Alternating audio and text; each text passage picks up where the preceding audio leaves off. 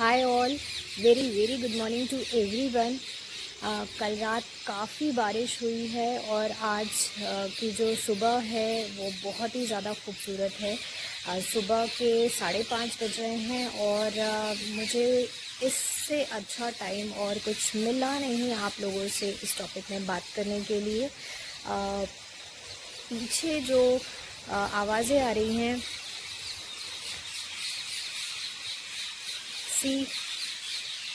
मेरे पीछे जो पेड़ हैं, कुछ यूकेलिप्टस के पेड़ हैं, इनमें ऑलमोस्ट 500 to 600 ऑलमोस्ट इतने पैरट्स बैठे हुए हैं। और मैं आपको दिखाती हूँ। ये जो ट्रीज़ हैं इनमें काफ़ी सारे पैरट्स बैठे हुए हैं इस समय, और मॉर्निंग और इवनिंग इनकी ऐसी ही आवाज़ें आती हैं जो मुझे बहुत ज़्यादा सूदिंग इफ़ेक्ट देती हैं। Can you here all? ये सिनेमन टी है, किसी ने मुझसे पूछा था। This is very common detox water. आप इसको पी सकते हैं डिटॉक्सिफिकेशन करने के लिए इंटरनली। तो अर्ली मॉर्निंग पी सकते हैं, इवनिंग पी सकते हैं, कभी भी पी सकते हैं आप। आज का जो टॉपिक चूज़ किया है वो है stress, fear, worry, anxiety versus health.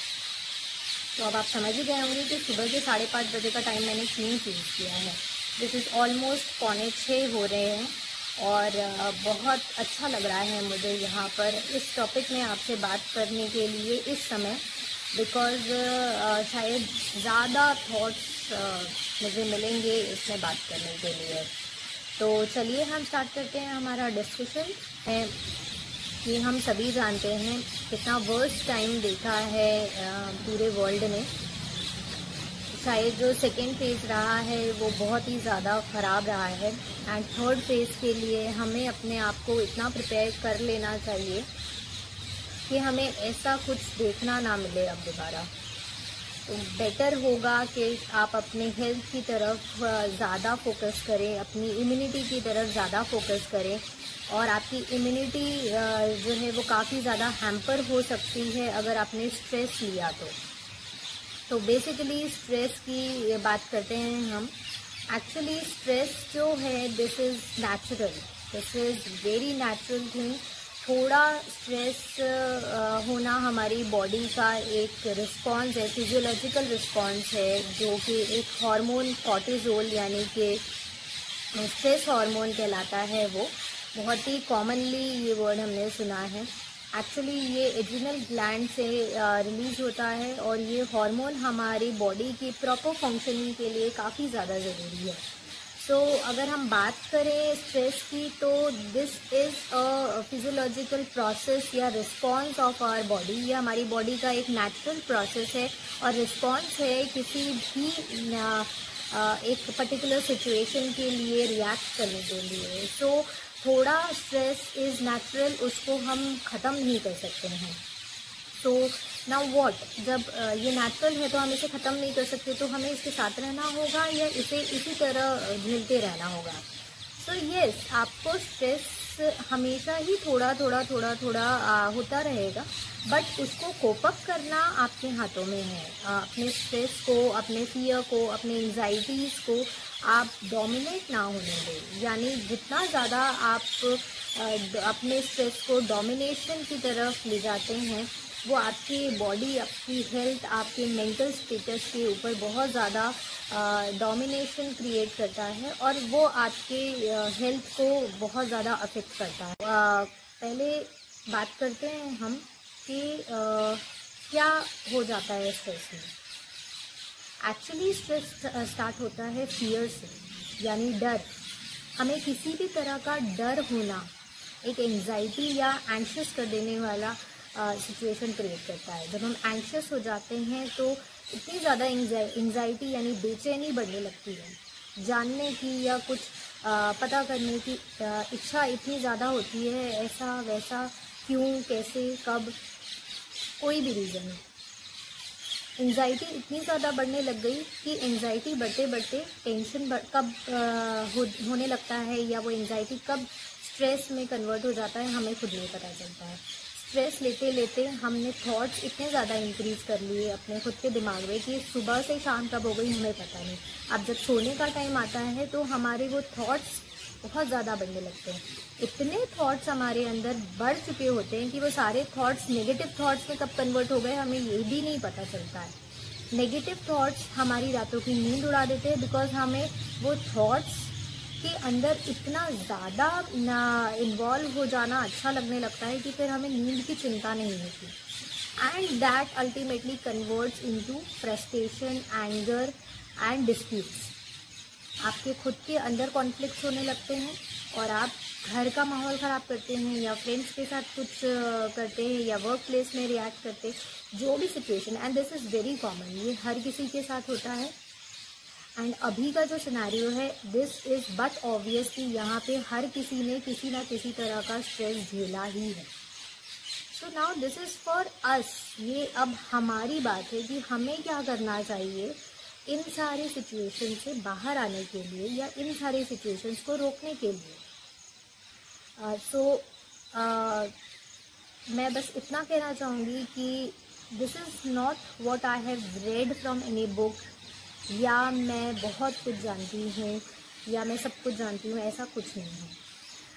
हाँ, I am in a learning phase and मैं खुद सीख रही हूँ सारी चीज़ें, छोटी छोटी। कुछ मेरे एक्सपीरियंसेस है, कुछ आसपास के एक्सपीरियंसेस हैं, कुछ ऐसा ट्राई करने के बाद मुझे लग रहा है कि हाँ ये चीज़ से मुझे बेनिफिट हुआ है, तो चलो क्यों ना ये चीज़ें दूसरों को भी हम शेयर करें।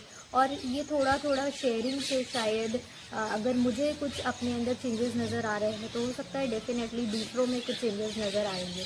तो वो चेंजेस पहले आपको नहीं, अगर कुछ अच्छे चेंजेस हैं तो हो सकता है कि वो थोड़ा आपको नज़र आए, थोड़ा बाहर वालों को नज़र आए। एंड डेफिनेटली इससे आपको कुछ बेनिफिट तो होगा ही होगा।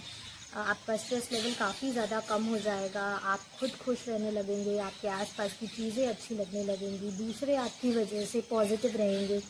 सो इससे एक पॉजिटिव फीलिंग ही हम अप्रोच कर सकते हैं।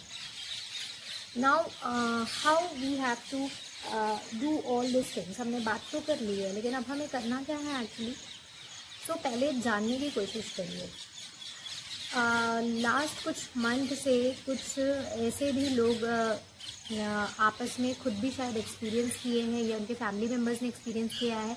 कुछ पोस्ट कोविड पेशेंट ऐसे रहे हैं जिन लोगों को कुछ ऐसे सिम्टम्स आए हैं जैसे कि भूल जाना यानी फॉरगेटफुलनेस, उनको लिथार्जिक फटीग फीलिंग आना यानी जल्दी थक जाना। काफ़ी सारे ऐसे भी लोग हैं जिनको इरिटेबिलिटी होती है, ब्रेथलेसनेस होने लगता है, ब्लड प्रेशर लो हो जाता है, नींद नहीं आती है, बहुत ज़्यादा स्लीप डिसऑर्डर्स होने लगते हैं। तो बाकी अगर हम देखें तो everything is normal, every physiological things are normal, यानी सारे वाइटल्स नॉर्मल हैं। उसके बाद भी ये सारी चीज़ें हो रही हैं, पोस्ट कोविड में भी हो रही हैं एंड नॉन कोविड में भी हो रही हैं। तो ये जो चीज़ें हैं ये इसे टेक्निकल टर्म अगर मैं बोलूँ तो इसको कहते हैं हम brain fogging. Brain fogging is a mild complication after Covid recovery या फिर विदाउट एनी कोविड इन्फेक्शन भी कुछ लोगों में ब्रेन फॉगिंग होती है। फीमेल्स में ब्रेन फॉगिंग बहुत कॉमन है, विदाउट एनी रीज़न फीमेल्स को स्ट्रेस होता है, जिसको अननोन स्ट्रेस कह सकते हैं। स्ट्रेस बकेट नाम की एक इमेजिनरी चीज़ है जो आपके लिए काफ़ी ज़्यादा हेल्पफुल हो सकती है एंड इसको आप अपने दिमाग में ज़रूर ड्रॉ करके चलें। तो स्ट्रेस बकेट यानी कि आप हिंदी में जैसे हम कहते हैं ना पाप का घड़ा, उसी तरह हम स्ट्रेस का बकेट हम कह सकते हैं। दिमाग में इमेजिनरी स्ट्रेस का बकेट बनाकर चलिए, उस पर आप स्ट्रेस की इनपुट्स डालते रहे, यानी कि जितना स्ट्रेस हो रहा है डालते जाइए डालते जाइए डालते जाइए। एक स्टेज ऐसी आ जाती है जब वो बकेट पूरा भर जाता है और वहाँ पे आपका पीक आ चुका होता है, जब आपके पास और स्ट्रेस उसमें डालने के लिए होता नहीं है and that burst into frustration या एंगर। और इस तरह का जो एंगर बाहर निकल के जो आता है वो आपको और आपके आसपास के एनवायरनमेंट को काफ़ी ज़्यादा हार्म कर सकता है। तो now what we need to do is बीच बीच में उस बकेट को खाली करना बहुत ज़रूरी होता है। तो वहाँ उस बकेट में एक इमेजिनरी टैप भी लगा दीजिए, जिससे थोड़े थोड़े इंटरवल्स में वो स्ट्रेस बाहर आता जाए। जब आप उस पर स्ट्रेस और डलता भी जाएगा तो स्ट्रेस बाहर भी निकलता आएगा बीच बीच में। वो स्ट्रेस का जो बकेट है वो फुल होने से पहले, यानी एंगर में बर्स्ट होने के पहले, या फ्रस्ट्रेशन या किसी तरह का झगड़ा या कॉन्फ्लिक्ट या डिस्प्यूट होने के पहले वो स्ट्रेस का बकेट खाली भी होने लगेगा एंड आपको वो किसी भी तरह से नेगेटिवली इफेक्ट नहीं करेगा। तो वो चीज़ आप एक बार अपने साथ ट्राई कर सकते हैं and this works this is part की ये काम करता है और आप लोग इस चीज़ को बेसिकली थोड़ा थोड़ा करके ट्राई कर सकते हैं। Now coming to the scanning of our body, यानी body scanning for assessment of the stress. तो कैसे स्ट्रेस को असेस करते हैं? हम करते हैं कुछ अपने बारे में जानकारी हासिल करके। हमें मूड स्विंग्स खुद के नज़र आने लग जाएंगे, हम डील करेंगे उन मूड स्विंग से। तो हमें पता करना है मूड स्विंग्स हो रहे हैं, कुछ अनसर्टनिटी सा फीलिंग आ रहा है, यानी कुछ अलग सी लग रहा है, नॉर्मल नहीं लग रहा है, एंग्शियस फीलिंग आ रही है, कुछ अनसर्टन सा हो रहा है अपने साथ। अनसर्टनिटी की फीलिंग जब होती है तो दूसरों को कुछ नहीं पता चलेगा, वो आपके अंदर कॉन्फ्लिक्ट्स चालू हो जाएंगे। तो अनसर्टनिटी, मूड स्विंग्स होंगे, आपका एनर्जी लेवल डाउन होने लग जाएगा, आपके जो नॉर्मल स्पीड है किसी भी काम को करने की, वो नॉर्मल स्पीड आप नहीं उस लेवल पे काम कर पाएंगे, तो एनर्जी लेवल डाउन होने लगेगा। काफ़ी सारे लोग ऐसे होते हैं जिनको पता चल जाता है, ये बहुत अच्छी बात है कि उन लोगों को पहले ही स्टेज में पता चल जाता है, तो वो अपना गुस्सा, फ्रस्ट्रेशन, इन सारी चीज़ों से वो बच जाते हैं, दूसरे भी बच जाते हैं, वो खुद को भी बचा लेते हैं। सो जो लोग जल्दी एसेस कर पाते हैं, they are actually very good in controlling their angers. तो आप अपना एनर्जी लेवल एसेस कर सकते हैं, आप अपना ब्रेथलेसनेस एसेस कर सकते हैं। कई बार ऐसा होता है कि वाइटल्स भी अफेक्ट हो जाते हैं, तो आपका ब्रीदिंग थोड़ा सा डिस्कम्फर्ट पे चला जाता है। जब आपको ब्रीदिंग डिस्कम्फर्ट लगने लगेगा तो थोड़ा ऐसा लगेगा कि दम फूल रहा है, सांस फूल रहा है, पल्स आपकी थोड़ी ज़्यादा चलने लगेगी, बीपी लो हो जाएगा। ये चीज़ें आपको रियलाइज़ कराएंगी कि कुछ डिस्कम्फर्ट है अंदर। आपको स्लीप नहीं आने लगेंगे, बहुत ज़्यादा थॉट्स आने लगेंगे, इतने थॉट्स आने लगेंगे कि आपको ऐसा लगेगा कि ये थॉट्स मेरे काम के नहीं है, वेस्ट ऑफ टाइम था मेरा जो मैंने सोचा इसके ऊपर। बट वो बाद में सोचने से पहले आप उसी समय रियलाइज़ कर लीजिए कि हाँ, ये थॉट किसी काम का नहीं है जो आ रहा है। तो नेगेटिव थॉट्स आने लगते हैं, उनको आपको डिस्ट्रैक्ट करना आना चाहिए।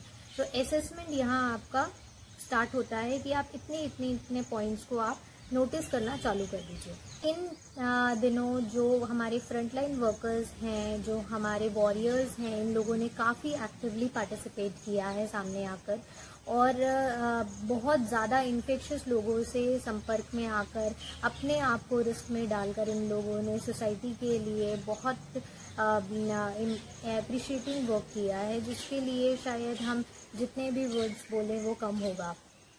So we thank you all the frontline workers for being there with us। और इनका स्ट्रेस लेवल काफ़ी ज़्यादा अलग रहा है।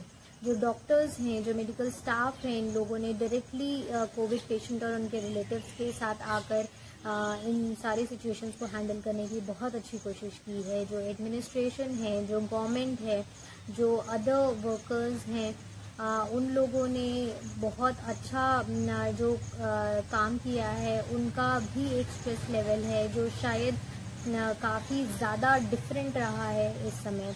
लॉकडाउन स्टेट में जो लोग घरों के अंदर रहे हैं, इन लोगों का स्टेट ऑफ माइंड बिल्कुल अलग रहा है। स्ट्रेस फैक्टर्स इन लोगों में अलग ही कुछ पॉइंट्स या कुछ और सिम्टम्स लेकर नज़र आए हैं। कोविड पेशेंट्स के स्ट्रेस लेवल अलग रहे हैं। किड्स के जो एक्टिविटी लेवल्स है उनमें बहुत ज़्यादा चेंजेस आए हैं।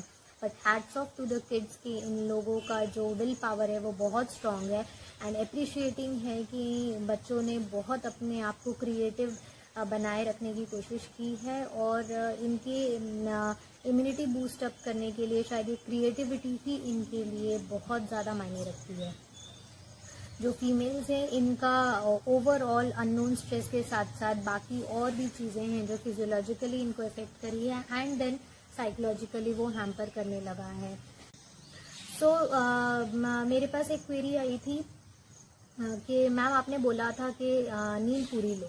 सो नींद पूरी कैसे ले जब नींद ही नहीं आ रही है, तो नींद कैसे पूरी ले?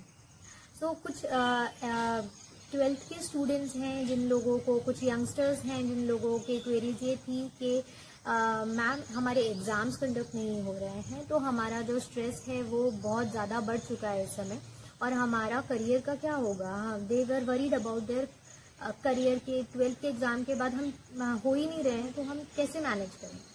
नाउ द थिंग इज़ कि आपको पढ़ाई छोड़नी नहीं है, आप अपना काम करके चलिए।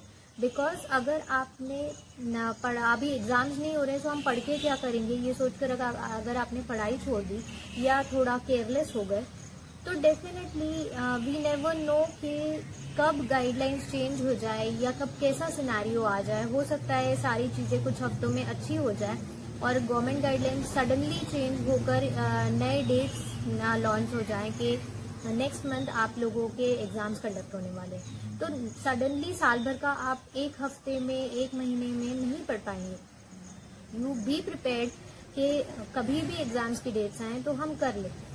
अपने आप को उस सिचुएशन के लिए प्रिपेयर रखिए, अदरवाइज एक नया स्ट्रेसफुल सिचुएशन क्रिएट हो जाएगा कि स्ट्रेस हो गया बिकॉज पढ़ाई ही नहीं कर पाए, टाइम ही नहीं मिला। सो उस सिचुएशन से बचे रहें अभी,